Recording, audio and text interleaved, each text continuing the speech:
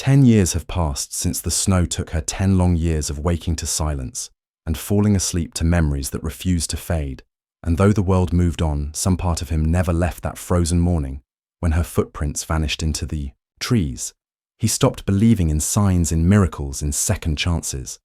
But then, on a nameless winter lake, with the sky heavy and the ice screaming beneath desperate paws, something broke a cry for help. A splash, then a blur of white tearing across the ice. Not wild, not tame, something in between, something that shouldn't exist, and yet did. Eyes like home movement, like memory. And before he could speak, before his heart could catch up to the impossible, she looked at him, and everything he lost came running back through the snow. Each morning he wakes before the sun, not from duty, but from the habit of listening for footsteps that never come. The cabin is warm enough, the coffee bitter and familiar, his hands steady as he splits the wood stacks. It neat and clean, but in every motion, there's a shadow, a second rhythm just behind his own, as if another set of paws still moves with him across the frost. He walks the same trail each day, not because it leads anywhere new, but because it used to lead to her, and though no one knows her name anymore, he does not speak it, not even to himself. He watches the tree line, like it might shift, like it might open one day and give something back. The wind passes through him, cold but not cruel, a reminder more than a threat.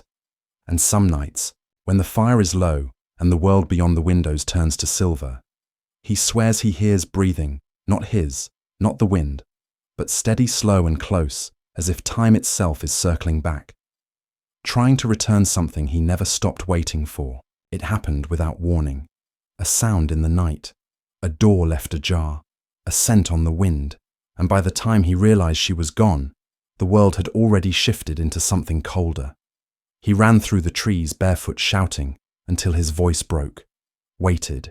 At the edge of the woods for hours, days, swore he saw her in the blur of snowflakes, blinked, and it was just wind. She had been the only soft thing in a house built on silence, the only one who listened when no one else did. And now that silence pressed in thicker, heavier. It filled his chest, his throat, his every step. He stopped speaking to people, stopped writing in his journal, stopped leaving lights on at night, as if dimming the world might bring her back. He tried to explain once to a teacher, to a friend, but the words sounded small and foolish in the face of something so vast. She was just a dog, they said, but she wasn't, not to him. She had been the place where his fear stopped, the place where he was seen, and now nothing saw him, nothing answered. Back the seasons passed like shadows. His body grew older, but something inside him stayed 10 years old, staring at the woods, hoping the trees would part and bring her home. And in all that time, nothing ever did. Let me pause here for a moment. Take a breath. And now I want to ask you, where are you listening from? Have you ever had someone or something remember you after years apart? A person, or maybe even an animal. Share your story in the comments. I read everyone. And if this touched something in you, hit subscribe. There's more to come. Stories that find the quiet places in your heart and stay there. It began like any other winter day, a walk to clear his head, boots crunching over old snow breath soft in the air. He wasn't thinking of her, not really, just moving one foot after the other, like he always did when the weight inside got too loud. Then a sound shattered the stillness, a shout raw and sharp followed by a splash, and the kind of silence that means danger. He ran before he could think.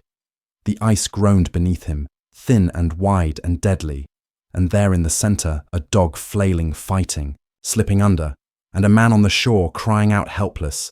And then she came, not him, not the stranger. Her a blur of white breaking from the trees and tearing toward the ice, her movements too fast, too certain, too familiar. And for a moment, time folded inward, and he was a boy again, watching her run to him through the snow. She didn't hesitate, didn't fear. She went straight for the dog teeth, to fur pulled and pulled, until the body broke free, and the danger passed. But he didn't move. Couldn't. Because when she turned to leave, she looked at him, and the world tilted those eyes, not just wild, not just fierce, but known. The way they locked on his face for a second too long. The way her breath caught in the cold, the same rhythm as his and everything. Inside him split wide open. His first instinct was disbelief, then denial, then something deeper, darker. What if it was her? What if it wasn't? Was he desperate enough to invent ghosts, or was the past clawing its way back to him? And if she remembered him, if some part of her still carried his name? What did it mean that she hadn't come sooner? What did it mean if she had wanted to, but couldn't? The questions burned, but one truth remained louder than fear, louder than doubt. He had to know. He had to follow. And so for the first time in 10 years, he stepped toward the woods, not away from them. She stood at the edge of the trees, chest rising and falling in slow, deliberate rhythm, her body still but alert, as if caught between two instincts, run or remember. He stepped closer, each movement careful, as though approaching a dream that might vanish. If touched too quickly, the snow fell around them in quiet spirals, muffling sound, stretching the moment into something sacred. Their eyes met, and it hit like a wave. Not sudden, but rising slow and unstoppable. The shape of her face, the arc of her ears, the way her breath fogged in the cold, exactly like before. But it wasn't sight that undid him. It was the silence between them and how it felt full. Not empty like it used to feel with her, like listening to something that didn't need words. He opened his mouth, but nothing came. Just a breath caught in his throat. She tilted her head just so the way she used to when she didn't understand his words, but always understood his meaning. She took a step, then another, the snow crunching beneath her, but so softly. It sounded more like memory than motion. And when she reached him, she didn't bark or growl or circle. She simply leaned in and pressed the weight of her head against his hand, slowly, gently, deliberately, as if placing something fragile back where it belonged. His knees gave out, not from shock, but from the unbearable truth of it all. She had come back, or maybe she had never left. Not really, not in the way that matters. His hand moved through her fur like it used to, like it had 1,000 times before, and the years between them cracked and fell away until all that remained was this moment, this heartbeat, this impossible return. She smelled the same like pine and winter and something wild he hadn't known he'd been missing until now, and when she closed her eyes under his touch, he closed his too, and they breathed together again in rhythm again, and nothing else existed.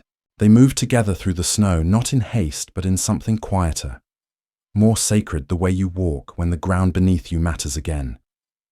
Her steps stayed close, now circling back when he paused, her eyes flicking to his, not with fear, but with something like checking in, like trust reborn, and he found himself speaking aloud again. Words simple and soft, not commands, just company. She didn't answer, not with sound, but with motion. A tilt of her head, a pause at the same tree. They once carved there, names into bark now faded, but still there, like everything that truly stays. He held out a hand and she met it nose to palm. Like no time had passed. Like muscle remembered what the mind dared not believe, they walked until the light dimmed, until the cold bit deeper, and still neither turned away that night by the cabin fire. She lay near him, not curled tight like an animal wary of the world, but stretched long and open belly to the warmth as she had when she was a pup, and he was just a lonely boy, learning what it meant to be needed. He watched her chest rise and fall, slow and certain, and something in him cracked.